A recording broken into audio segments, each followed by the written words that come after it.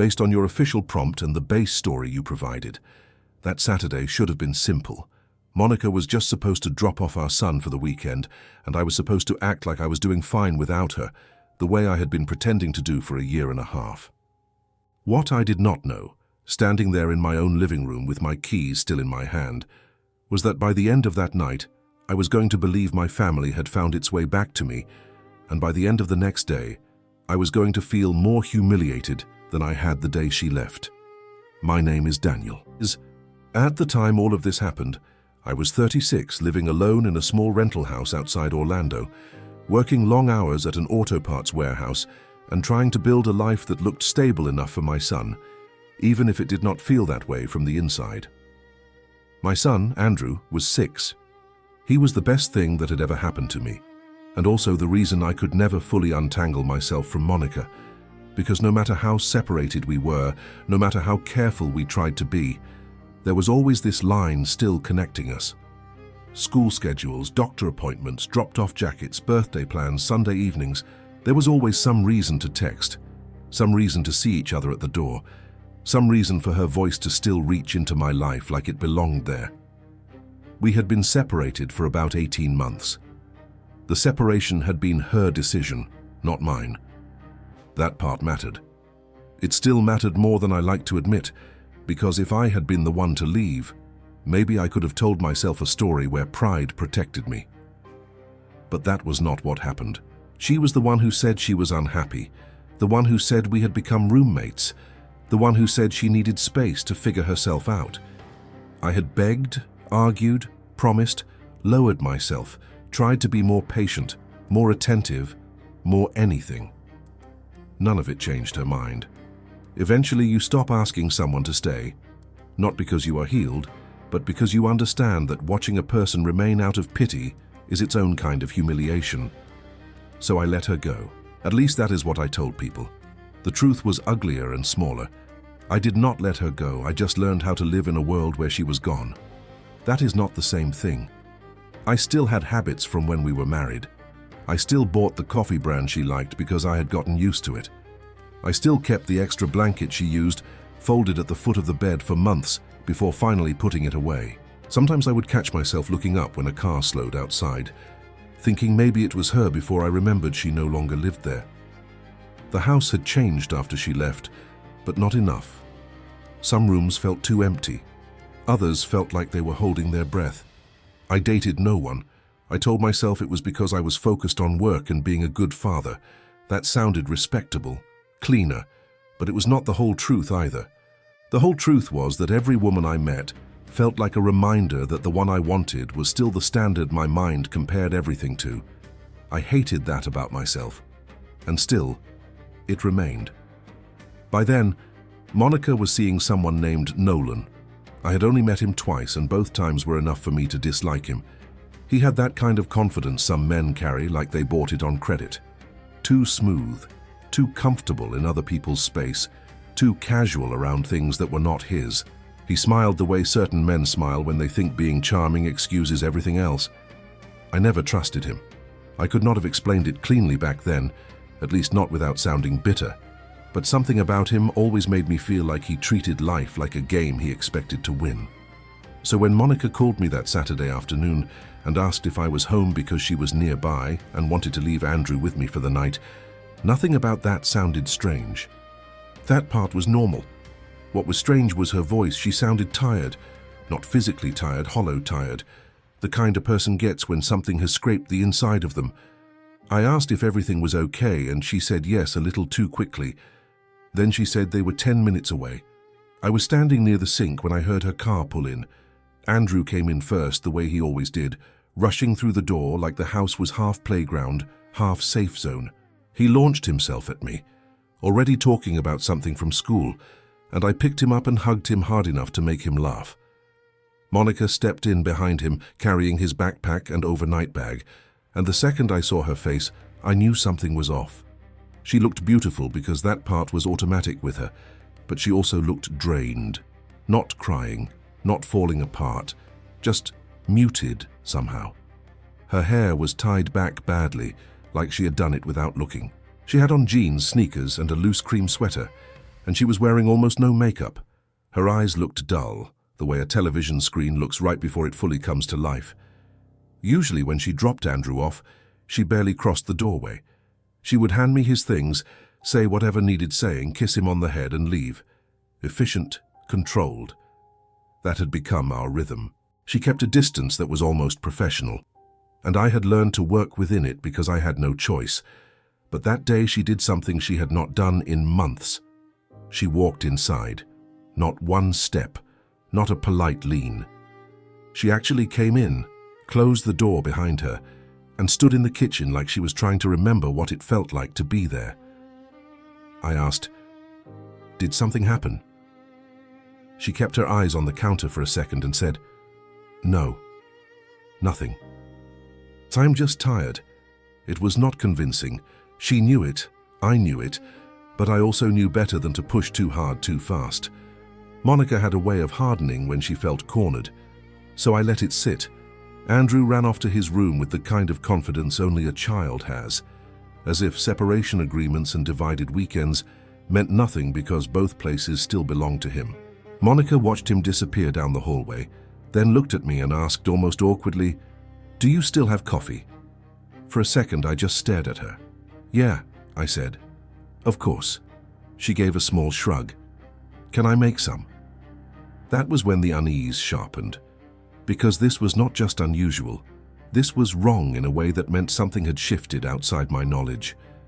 Monica did not ask for things in my house anymore. She did not move around in my kitchen. She did not stand at my stove filling the kettle, while I leaned against the counter pretending my pulse had not changed. But that is exactly what she did. I watched her reach for the mugs without asking where they were. I watched her open the wrong cabinet first, then the right one, and something about that nearly undid me. It was such a small thing, but it carried the whole weight of time. She still knew the kitchen, but not perfectly anymore. She was both familiar and foreign in it. I asked her again if she was sure everything was okay. She said, "Daniel, not everything needs an investigation." The tone was sharper that time, not full anger, but warning enough. I lifted my hands. "I was just asking."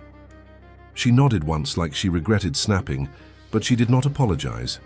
That was Monica. She did not always clean up the edges after hurting someone. She just kept moving and expected the room to adjust around her. We drank coffee in the living room, while the television played something neither of us really watched. Andrew sat on the rug with his little plastic race cars, making quiet engine sounds under his breath. Every now and then, Monica looked at him with this softened expression that made my chest hurt. Then the softness would disappear, and she would go still again. I told myself not to read too much into any of it. I failed, because the truth was that the second she sat down in my house and stayed, hope came back so fast it made me feel stupid. Not full hope. I was not that far gone, but something dangerous. A thread, a tiny, living thing I had worked hard to starve. I kept remembering how she used to sit with one leg tucked under her, one hand wrapped around a mug, absent-mindedly rubbing the rim with her thumb while she watched television and complained about commercials. She was doing that exact thing now. Same movement, same posture. And my body recognized it before my mind could defend itself. After a while, I made the mistake of asking the question I had already formed the second she walked through the door. "You and Nolan fight or something?" She looked at me like I had crossed a line on purpose. "Do you ever get tired," she said, "of inserting yourself into my life?" I should have backed off. Instead, I said, "You walk in here acting like somebody died. What am I supposed to think?" Her jaw tightened. Then she gave a short laugh with no amusement in it. "Just do me a favor," she said. "Don't mention him. I don't even want to hear his name right now." That was all. But it was enough. I said nothing after that because I had gotten my answer. She had fought with him. Badly enough that the damage was still vibrating through her. Badly enough that she had come to my house and lingered in it like she needed shelter from something. I wish I could say concern was my strongest feeling in that moment. It was not. There was concern, yes. But beneath it, immediate and shameful, was relief. Because if she and Nolan had broken up even temporarily, then something inside me could wake up again, something reckless, something I should have buried long before then. The afternoon kept moving. Andrew wanted a snack. Monica found the peanut butter before I could. She cut apple slices at the counter while I stood there useless, pretending not to notice how naturally she was slipping into motions my body still associated with home. The whole scene made me feel split in half. One part of me knew this meant nothing. The other part was already constructing futures from crumbs. Around 6:30, she was still there. By 7, she asked what I had in the fridge. That almost made me laugh from the absurdity of it. "Why?" I asked. She opened the refrigerator and looked inside. "Because if I don't make something, Andrew is going to survive on crackers and then wake up hungry at 2 in the morning." "I can cook," I said. She looked back at me. "That was generous of you to believe." And just like that, she smiled. It was brief, tired, but real. The first real expression I had seen on her face all day, and it hit me harder than it should have, because we had not been easy with each other in a long time. Not easy like that, not light. She ended up making dinner. Pasta, nothing fancy, with garlic bread and a salad that Andrew ignored completely. I set the table while she cooked, and every few seconds I had to stop myself from staring. She moved around the kitchen with the efficiency of memory, and the entire scene felt almost cruel in how ordinary it looked. If someone had walked by the window and seen us, they would have thought we were still a family. A tired, slightly quiet family maybe, but a family all the same. At dinner, Andrew talked non-stop, which helped. Children are merciful that way without knowing it.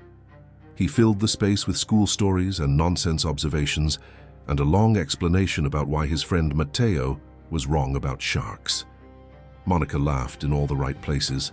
I watched her face come back to life under the kitchen light, and I hated how quickly my heart turned traitor. After we ate, I expected her to leave. She did not. She stayed in the living room again with the television on low, while Andrew curled up under a blanket and started getting sleepy.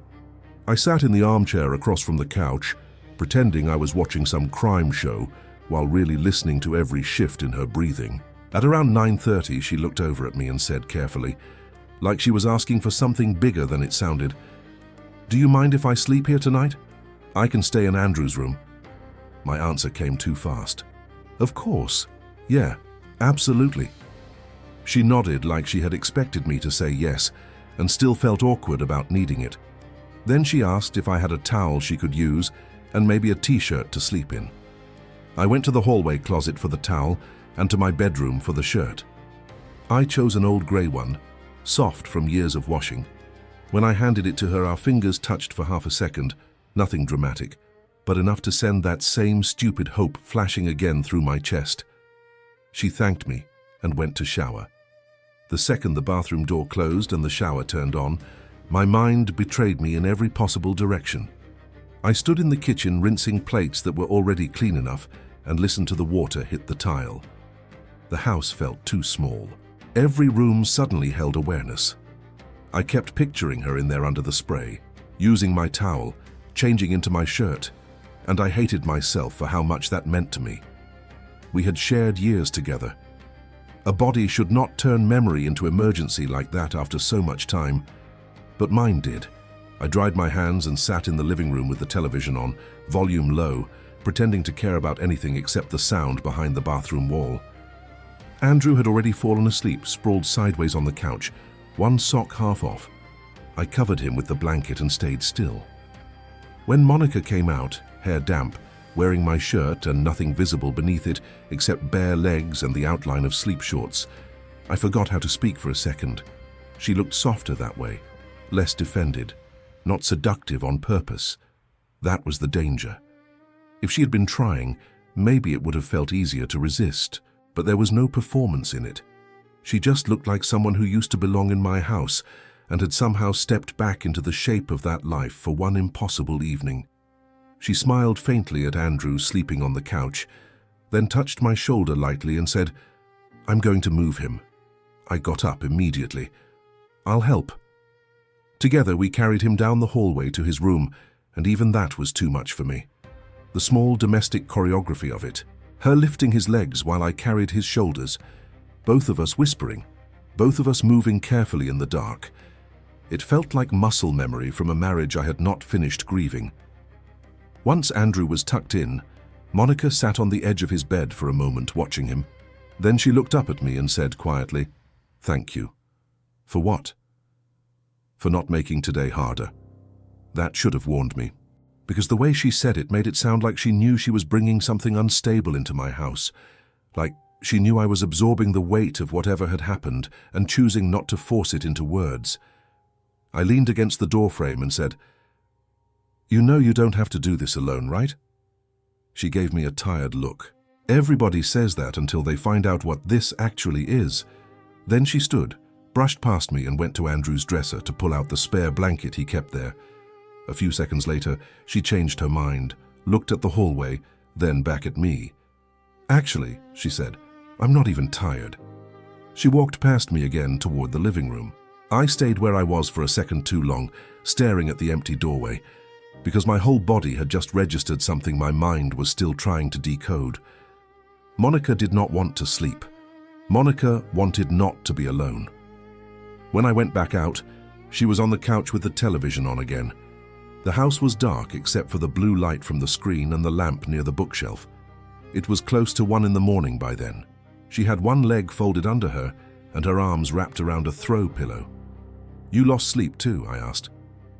"Apparently." I went to the kitchen, drank a glass of water to give myself something to do with my hands, then came back and stood there like an idiot beside my own couch. She glanced up at me. "You can sit down, Daniel, I'm not contagious." So I sat. Not close at first. At the far end of the couch with the kind of caution that only makes a person look more aware, not less. For a while we watched in silence. The show changed. Some late-night rerun replaced whatever had been on before. Outside, a car passed once, then nothing. The whole neighborhood felt asleep, except us. I kept stealing glances at her. She kept catching me just enough that I knew she was aware of it. There are silences that close people off from each other. This was not that kind. This silence had pressure in it. Things unsaid were stacking up. Regret, loneliness, history, resentment, attraction, memory. It all sat there with us, invisible but heavy. Finally, I said what I had wanted to ask all evening.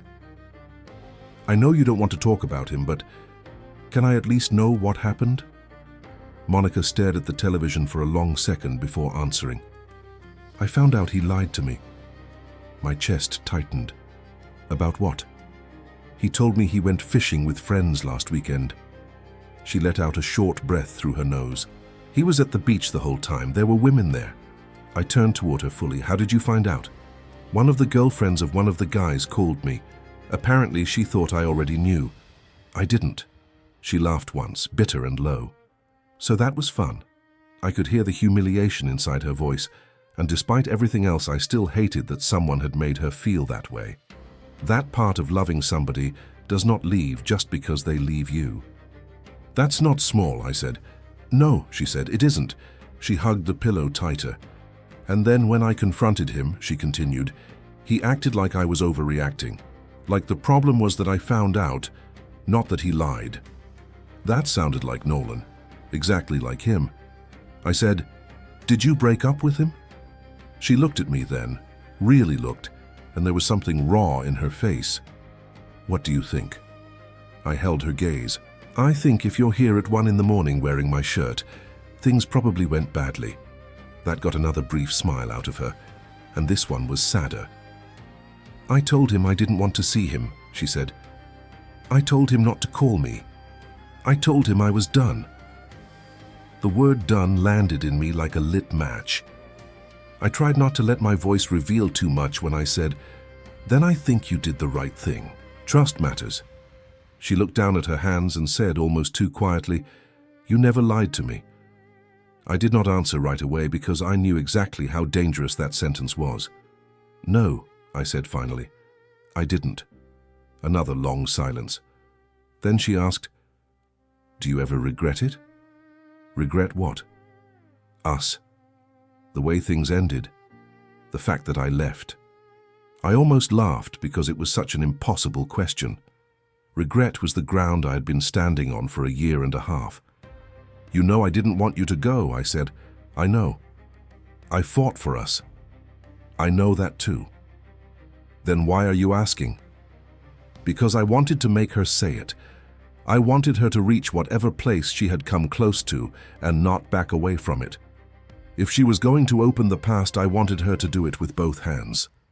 She exhaled and leaned back against the couch. Because lately I keep thinking about what I threw away, she said. And I don't know if that means I'm being honest with myself for the first time, or just lonely. That was one of the most brutal things Monica ever gave me. Not because it was cruel on purpose, but because it was honest enough to cut from two directions at once. There I was, heart wide open, and she was admitting that even in her vulnerability, she still did not know whether what she felt had anything to do with me or just with her own emptiness. I should have protected myself right then. I did not. Instead, I said, "Why do you think I'm still alone?" She looked at me, startled, because I had taken the question from her before she could phrase it herself. I kept going. "You know I haven't been with anyone, you know that. So ask me what you actually want to ask." Her face changed. Something in her softened and tightened at the same time. "Fine," she said. "Why are you still alone?" "Because I love you," I thought. Then I said it. "I never stopped loving you, Monica." There it was. No strategy, no defense, no softening language, just the truth I had carried like something embarrassing and private. Her eyes did not leave mine. "Even after everything?" "Yes." "You mean that?" "Yes." I do not remember who moved first. I have replayed it 100 times and still cannot say for certain. I only know that the distance between us slowly stopped existing. She set the pillow aside. I turned toward her. The room felt suddenly smaller than the breath in my lungs. When she kissed me, it was not hesitant. That was the part that wrecked me most. If it had been a mistake of timing, a brush of mouths followed by instant regret, maybe I could have told myself later that I had imagined the rest. But no. She kissed me like someone reaching for something she had denied herself. And when I kissed her back, it was with every starving part of me I should have kept under control.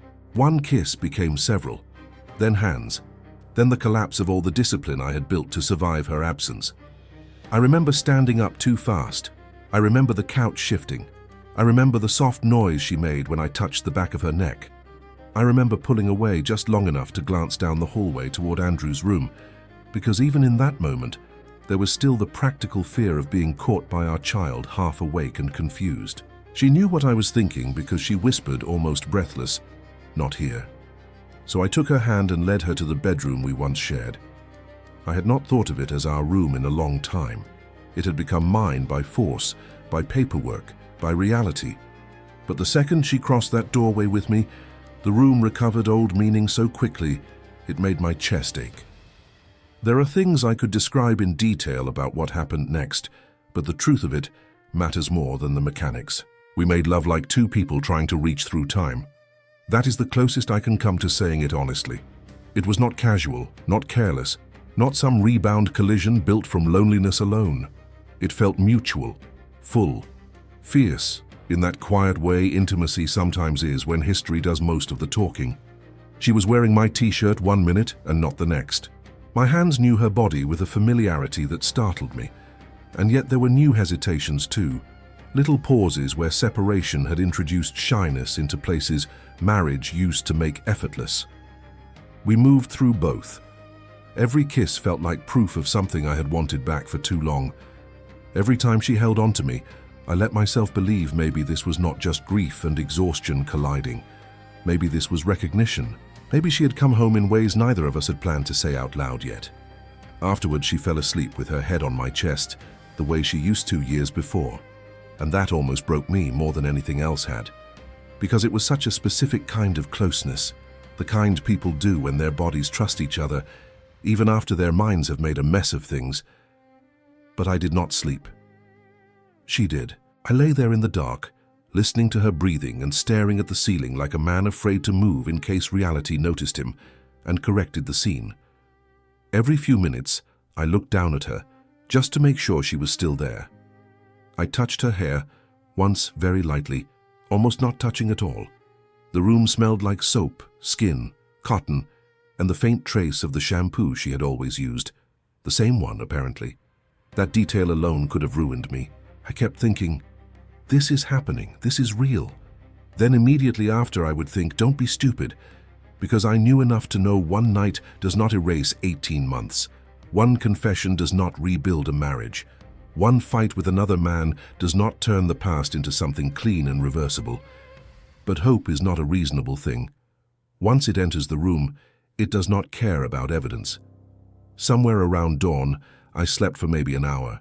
When my alarm went off at 8, I woke with that strange half-second of peace people sometimes get before memory returns. Then I reached for her and found only warmth that was already fading. I sat up too fast. The bed was empty. Her side of the sheet was wrinkled. The pillow held the shape of her head. The grey t-shirt was folded over the chair by the dresser. For a moment I just stared at it, disoriented, because it was proof she had been there and proof she was gone again at the same time. I stood, checked the bathroom, then the kitchen, then Andrew's room. Nothing. She had already left. Andrew was still asleep, starfished across his bed with his mouth open. Monica had not woken him. She had not made coffee. She had not left a note. She had simply vanished out of the morning and left behind enough physical evidence to make me feel both ridiculous and deeply alive. I went back to the bedroom and picked up the t-shirt. I'm not proud of that next part, but it is true. I held it to my face and breathed in what was left of her scent like a man trying to memorize something before it disappeared. Then I smiled. Actually smiled. It had been a long time since joy arrived in me without permission, but that morning, it did. Everything in me felt lit from the inside. The house looked different. The light in the window looked different. Even the silence felt changed, as if the walls themselves had witnessed something and were keeping it for me. I told myself she probably left early because she felt awkward, or because she did not want Andrew asking questions, or because she needed time to think. All of those explanations were plausible. None of them scared me yet. I sent her a simple message. Morning. You left early. I would have made coffee. She did not answer. That bothered me for maybe 5 minutes before I started defending her in my own mind. She was probably driving, or sleeping again at home, or figuring out what to say. I did not want to crowd her. I especially did not want to ruin whatever fragile good thing had happened by acting needy too fast. So I let time pass. Andrew woke up happy, hungry, completely unaware that the emotional architecture of my world had shifted overnight. We made pancakes. He complained that I burned one side. We watched cartoons. I kept checking my phone in between normal father things, trying not to be obvious about it even though there was no one there to hide from. By noon, she still had not answered. I sent another message, lighter this time. Hope you got home okay. Nothing. That was when the first sliver of unease entered. Not enough to puncture the hope, just enough to stand beside it. Because Monica was not incapable of silence. She had used silence as a weapon during the end of our marriage, often enough for me to know that. But this felt different, or maybe I wanted it to feel different. After a night like that, I told myself, after what she said, after how she held me, she would not just disappear, would she? I kept moving through the day with Andrew, but my attention was split. Every time my phone lit up with anything else, my stomach jumped and dropped. By mid-afternoon, I had called once. No answer. I did not leave a voicemail. Then I texted again. I'm bringing Andrew back later. What time works? That message she finally saw. I knew because the read notification appeared. Still no reply. I stared at the screen longer than I should have, feeling something colder start to gather. Not because I believed the worst yet, but because the contrast was so sharp. A woman does not sleep with her ex-husband in his old bed, rest her head on his chest, talk about regret, and then the next day act like a utility company. At least that was what I thought then. Around 5, she finally replied, I'm not home. Can you leave Andrew with my mum? I'll pick him up there. That was it. No explanation. No mention of the night before. Nothing. I texted back immediately. Where are you? No answer. Then what time will you be back? No answer. The messages showed as read. That was the part that started tightening my chest. Not silence alone. Silence while visibly choosing it. I told myself not to spiral. Maybe she was at work. Maybe she was dealing with something messy. Maybe she felt ashamed. Maybe she did not know what to say and was buying time. But another possibility had already entered the room, and once that possibility appeared, every minute fed it. Nolan. I tried to reject the thought, I really did. She had been furious with him, hurt, disgusted. She said she was done. She said she did not want him in front of her, even if he were painted in gold. I could still hear the contempt in her voice when she said his name. But I also knew something else. People in love say final things all the time and then walk them back by morning. That Sunday evening, as I packed Andrew's things and got him in the car, I felt like I was driving inside a storm I could not yet see, only sense.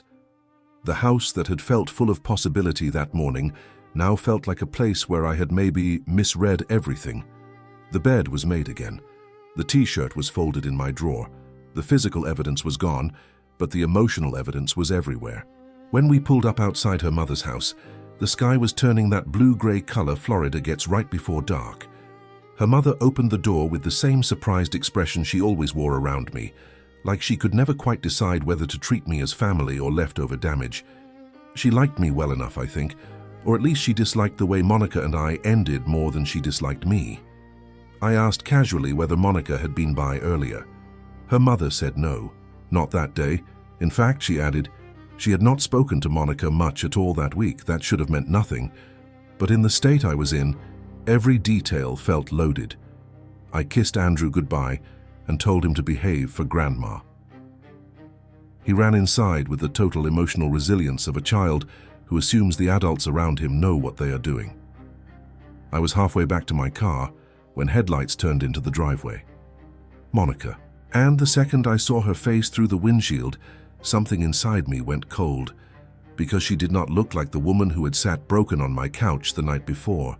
She looked happy, bright, relaxed, smiling in that loose, relieved way people smile after they get what they wanted. Then she saw my car, and her whole face changed. That was the exact moment the floor gave way under me, even before I saw the second car, even before I saw who stepped out of it. Even before the rest of the humiliation walked straight up the driveway toward the front door. The second car was Nolan's. He got out with the kind of lazy confidence that made me hate him before he even opened his mouth. Baseball cap, fitted polo, sunglasses pushed up on his head even though the sun was already dropping. He walked around the hood like he belonged there, like the whole weekend had not happened. Like no one on earth had a reason to question why he was standing in that driveway. Monica stood frozen for half a second between the two cars, one hand still on her purse strap, the other hanging useless at her side. She looked from me to him and back again, and in that one glance I understood something brutal. She had not expected those two parts of her life to collide in front of her mother's house. She had planned for separation, not overlap. She had planned for me to be gone before she got there. Nolan, of course, had no idea what he had walked into. Or maybe he sensed something and just did not care. Men like that often mistake tension for something they can charm their way through. He came up the walkway, saw me standing by my car, and gave me this short nod like we were distant co-workers instead of two men attached to the same woman in entirely different ways. "Hey," he said. I did not answer. He slowed slightly, looked at Monica, then back at me, and whatever smile he had been carrying thinned out. Monica said my name first, quietly. Daniel. That was all she had. Not an explanation, not a warning, not even a lie ready to use. Just my name, spoken like she wished it could do more work than it actually could. I looked at her, not him, and said, "So that was fast." The words came out flatter than I expected. No raised voice, no dramatic accusation, just the truth standing there in plain clothes. Nolan frowned. "What's going on?" Monica took one step toward me. "Can we not do this here?" There was something almost unbelievable about that. As if I were the one bringing chaos to the scene. As if I had arrived with a secret. As if the problem was not that she had spent the night in my bed, disappeared before sunrise, ignored me all day, and then shown up smiling beside the man she claimed to be done with. I let out a laugh I did not mean to make. "Not do this here?" I said. Where would you prefer, Monica? Because your schedule's been a little hard to follow today. Nolan looked between us again, more alert now. He said, Monica? She pressed her lips together.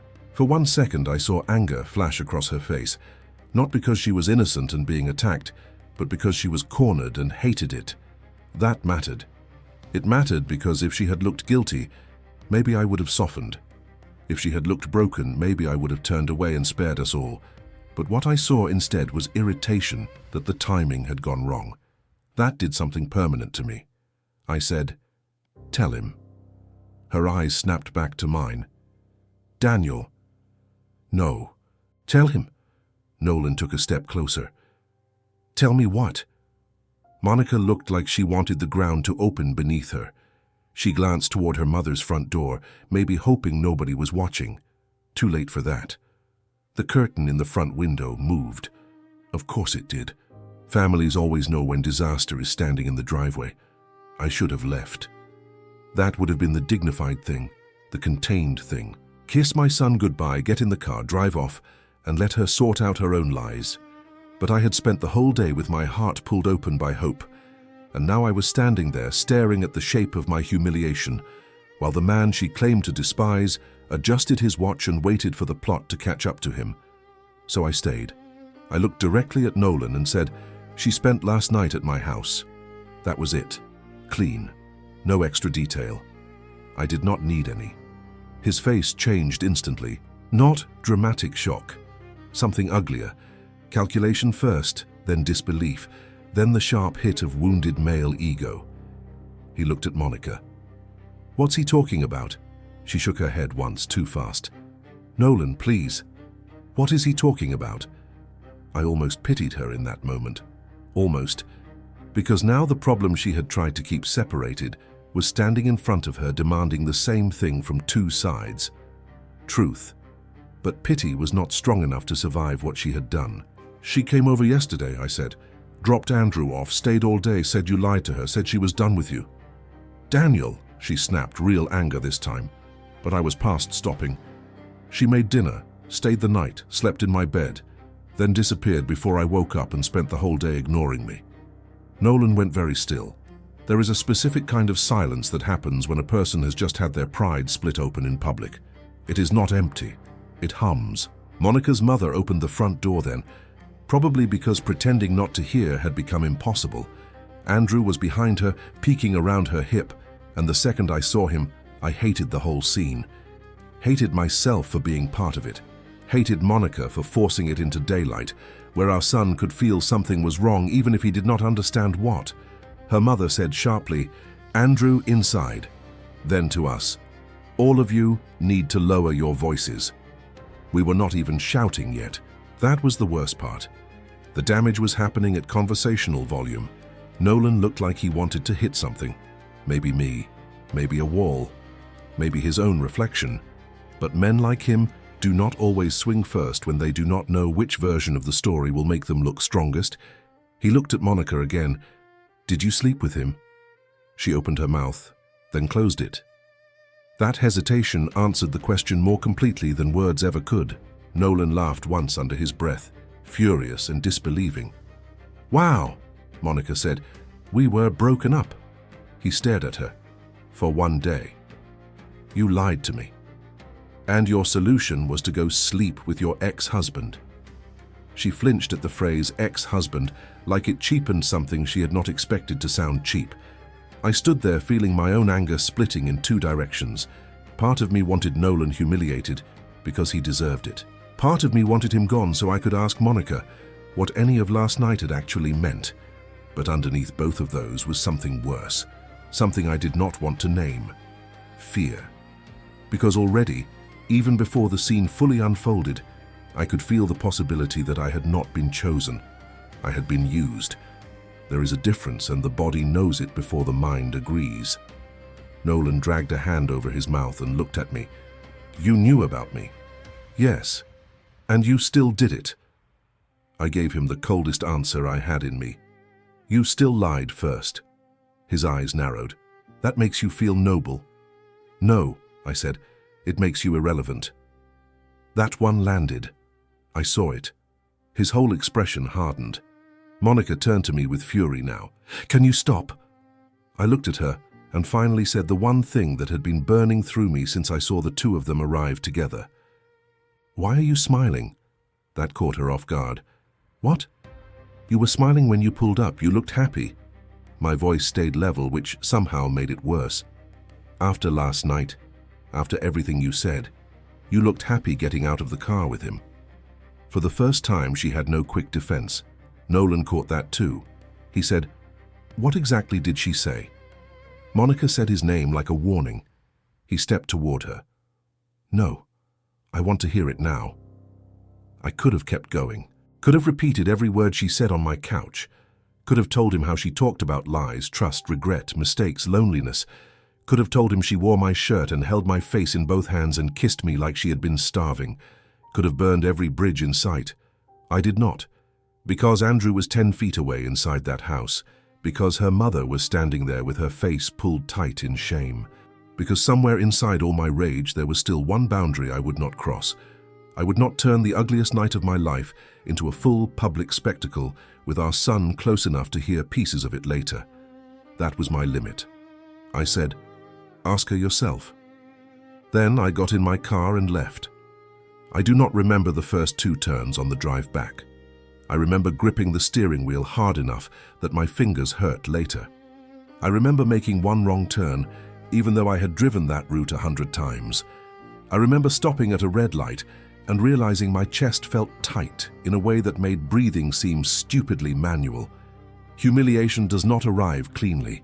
It comes in waves. First the shock, then the replay, then the little details lining up behind each other like witnesses. Her making coffee in my kitchen, her cooking dinner, her sitting on my couch in my shirt, her saying she regretted leaving, her asking why I was still alone, her kissing me, her sleeping on my chest, then her leaving before sunrise, then the silence, then the driveway, then the smile. By the time I got home, I was shaking. I walked into the house, and the silence hit me like an insult. Less than 24 hours earlier, it had felt full, alive, almost blessed. Now it looked like a set after filming wrapped. Same furniture, same walls, same lamp. But the meaning had been stripped out and thrown somewhere I could not reach. I sat on the edge of the bed and stared at the room until dark. At some point my phone buzzed. I looked at the screen and saw Monica's name. I let it ring out. She called again. I ignored that too. Then came a text. "I'm sorry." Nothing else. I stared at those 2 words and felt something bitter rise in me. Sorry was what people said when they wanted the emotional accounting to stay light. Sorry was what you said when you wanted the other person to absorb the real cost privately so you could keep moving. I did not answer. A few minutes later, another message came. "Can we talk?" I still did not answer. Then a call. Then another text. "Please." I turned the phone face down. I wish I could say that was strength. It was not. It was collapse. I had no language ready yet. No version of myself strong enough to enter that conversation and not beg for scraps of meaning. So I stayed silent because silence was the only thing in my reach that did not feel humiliating. Around 10 that night, my phone buzzed again. This time, it was a voice note. I almost deleted it without listening. Instead, I put the phone to my ear. Her voice came through small, tired, stripped of all the brightness she had worn in the driveway. "Daniel, I know you're upset. I would be too. I wanted to say I'm sorry for what happened. Last night shouldn't have happened the way it did. I was emotional, I was angry, and I was confused. I didn't mean to hurt you.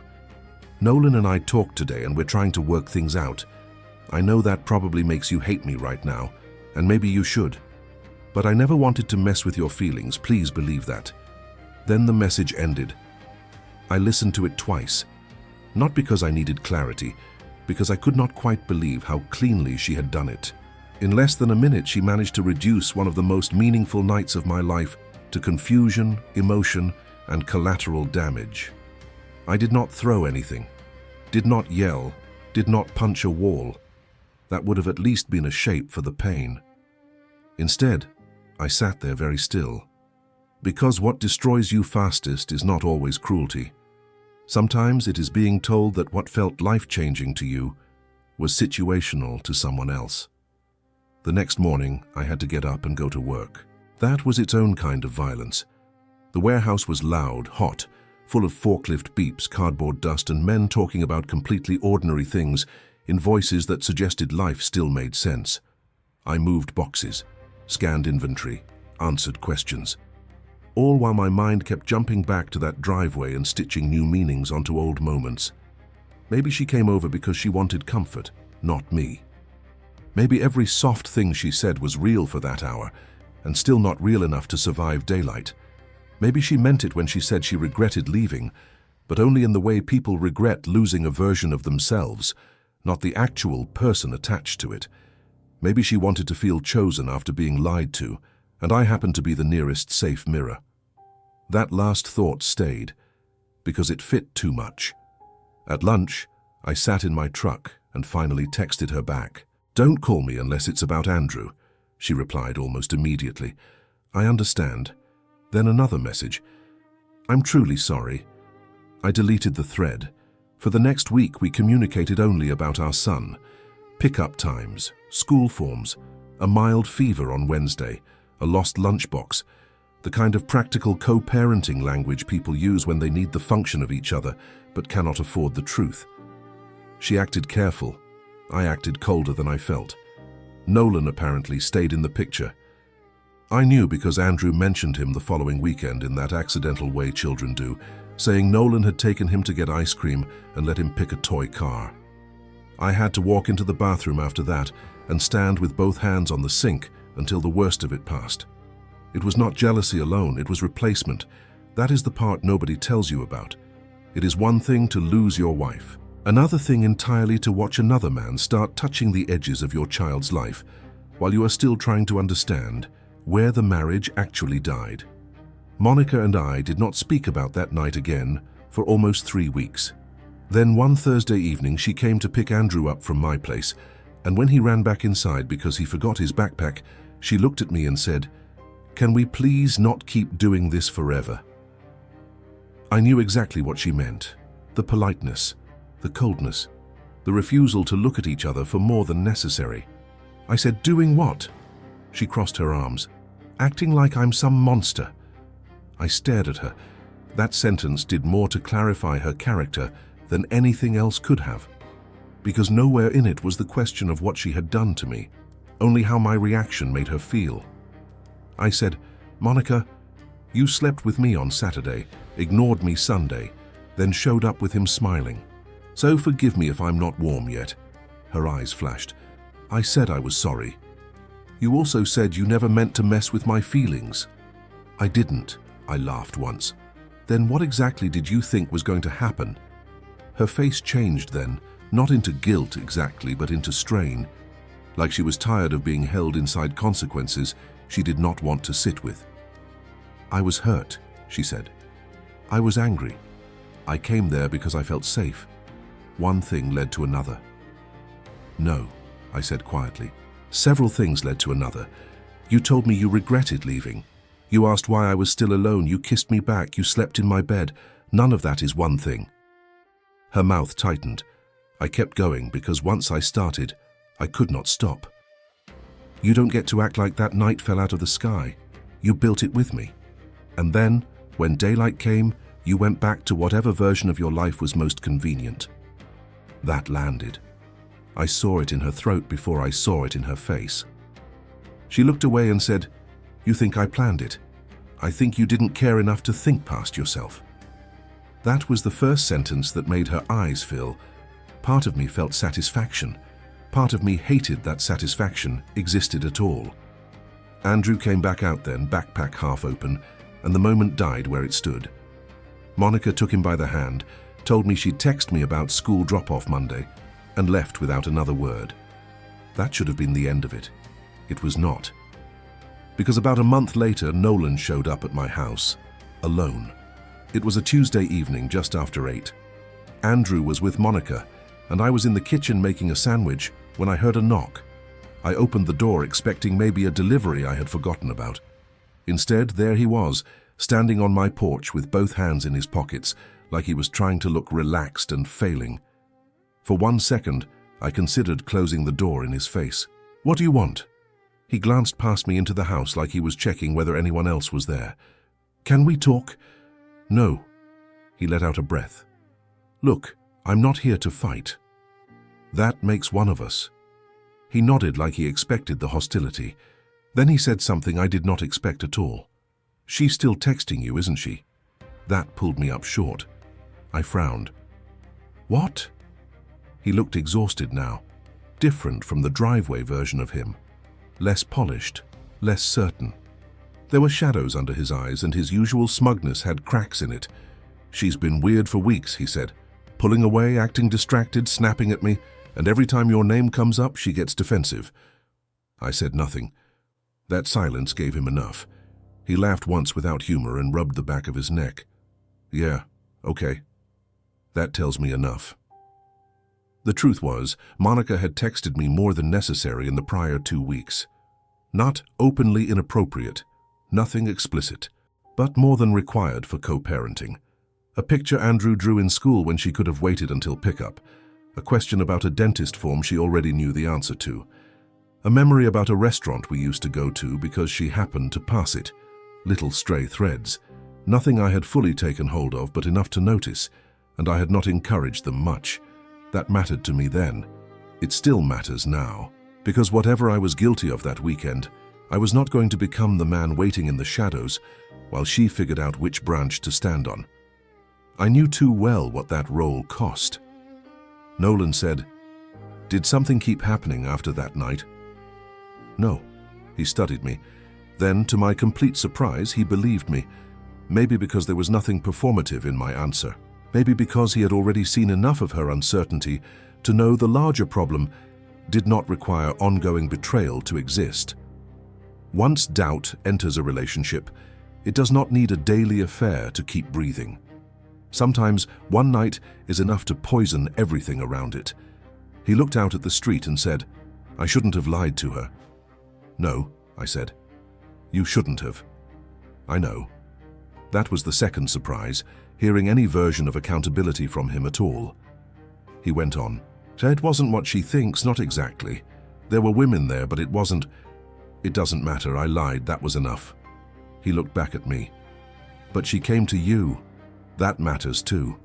I leaned against the doorframe. "So why are you here? Looking for honesty between two guys she's disappointed in different ways?" His jaw moved. "I think she wants both lives." That sentence stayed with me, because cruel as it was, it also felt true. Not in some cartoon sense where she was deliberately collecting men like trophies. Monica was more complicated than that. But emotionally, yes, I think she wanted both worlds available. The stability of what I represented, the intensity of what Nolan represented, the safety of being known, the thrill of being wanted differently. She wanted not to choose until life forced her to. And life had started forcing.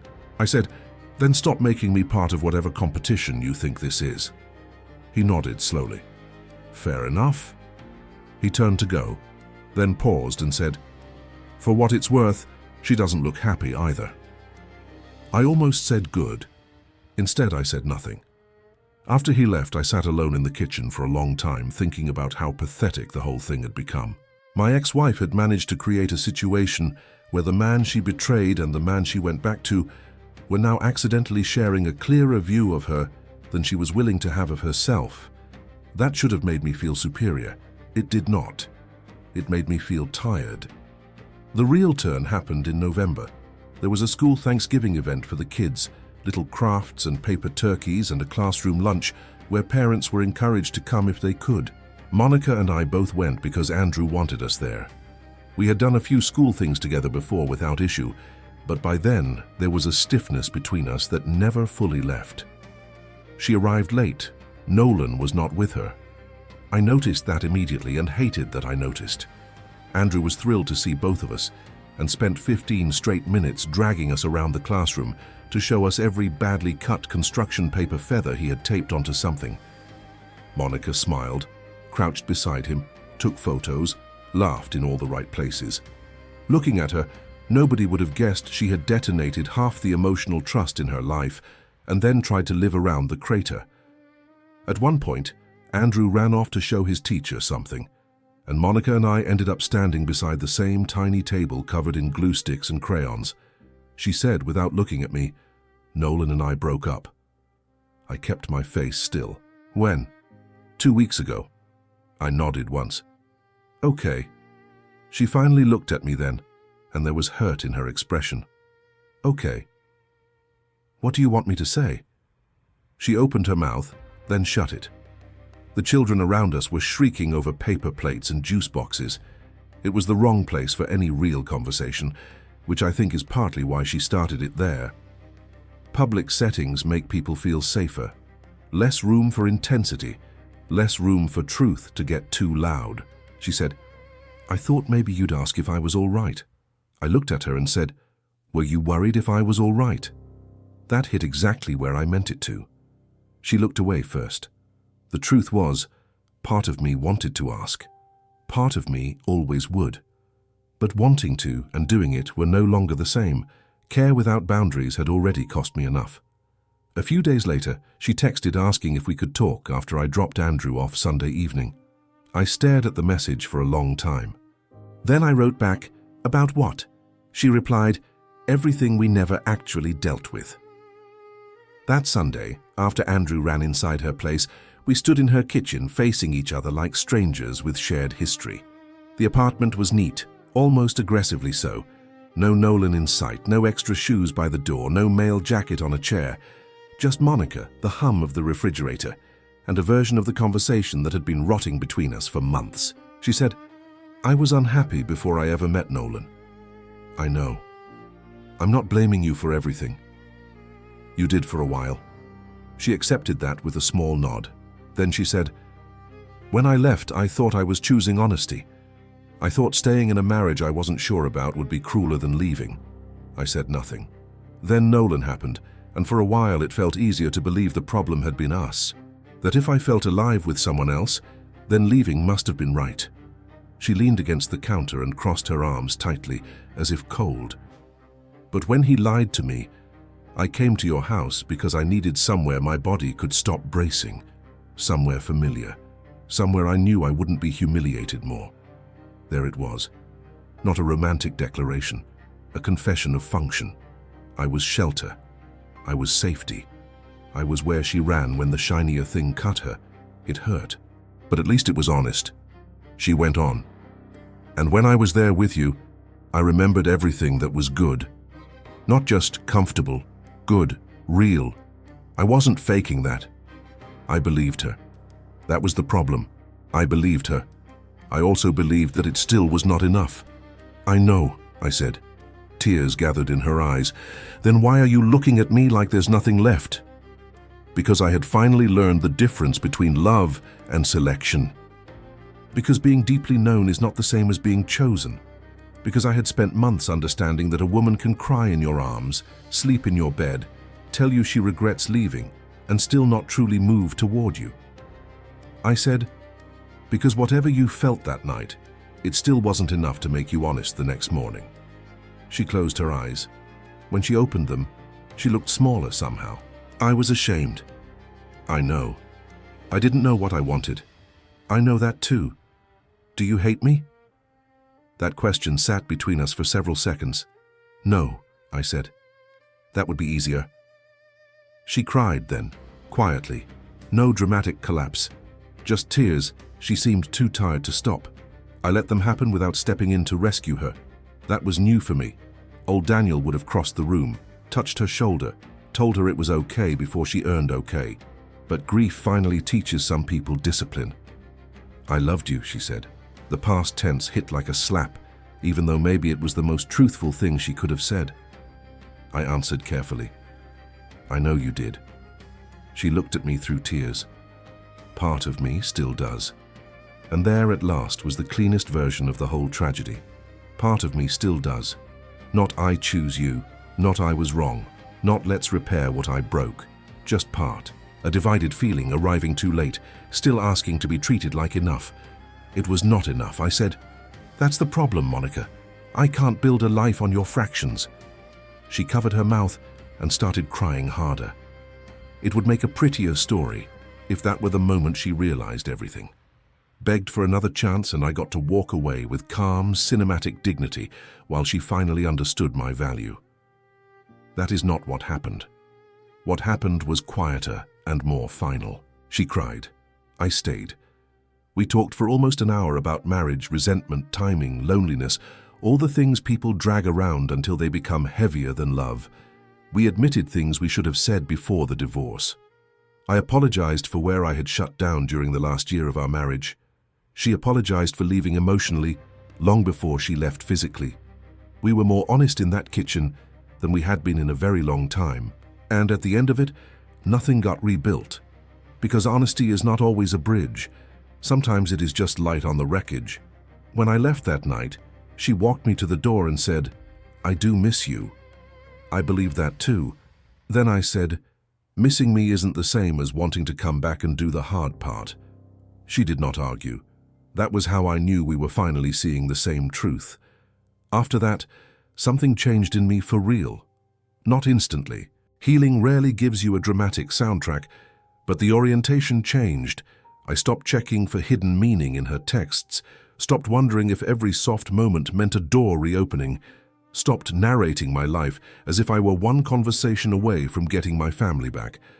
I started going to the gym with a guy from work, started saying yes when co-workers invited me out for burgers after Friday shifts, took Andrew to a minor league baseball game, and found myself laughing without any thought of who was not there to see it.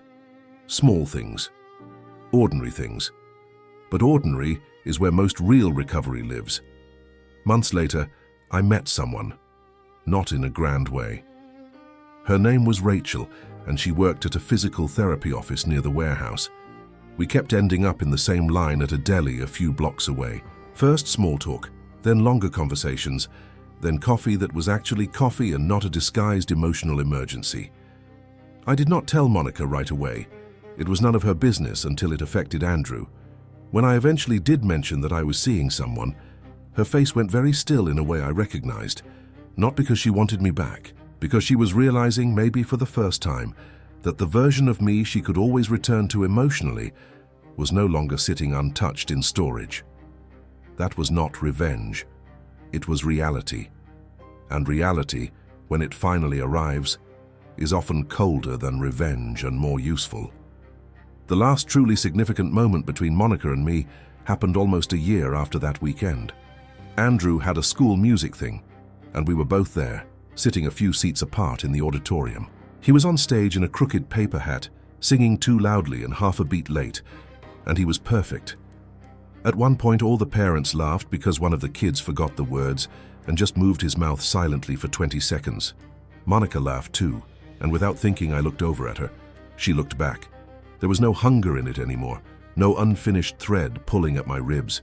Just recognition, history, maybe some sadness, maybe some gratitude. Two people who once built a home together and then failed to keep living inside it. After the performance, while Andrew ran around with friends near the folding chairs, Monica came up beside me and said, "He's doing really well." "He is." She nodded. Then, after a pause, she said, "So are you." There was no bitterness in it. That almost made it sadder. "Yeah," I said, "I am." She smiled, small and real. "I'm glad." And for the first time since our marriage ended, I believed her without needing anything from it. That Saturday night at my house used to live in my mind like a stolen miracle, then later like a public humiliation. For a long time, I could not decide which version hurt more, the hope or the aftermath. Now I think it was something else. It was the last illusion. It was the final time I confused being needed with being chosen. The final time I mistook someone running to me in pain for someone truly moving toward me in love. What happened between us that night was real. That is what made it dangerous. Her regret was real. Her loneliness was real. Her softness with me was real. But real is not always enough. Not if it only exists in the dark. Not if it disappears by morning. Not if it cannot survive the next decision. That weekend did not bring my family back. It showed me with unbearable clarity that I had been trying to keep a door open for someone who only walked through it when another door slammed in her face. And once I finally saw that, really saw it, something in me closed for good. That was the consequence she could never undo. Because she did not just lose a night, she lost the last version of me that would have taken her back without being fully chosen. And some losses do not look dramatic from the outside. No screaming, no courtroom, no shattered glass, just a man at last learning that love can survive humiliation, but hope usually should not. What would you do in this situation? Be honest, or did this remind you of someone? Tell me in the comments. And if this made you think about your own relationship, I left something in the description that can help you build something stronger. Subscribe if you want more stories like this every day, and share this with someone who needs to hear this story.